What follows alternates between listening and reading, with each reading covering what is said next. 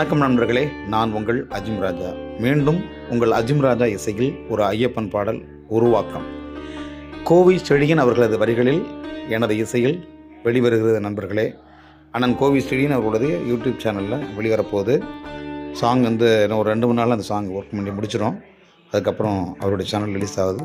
உங்களுடைய ஆதரவு என்றும் எனக்கு தேவை நண்பர்களே.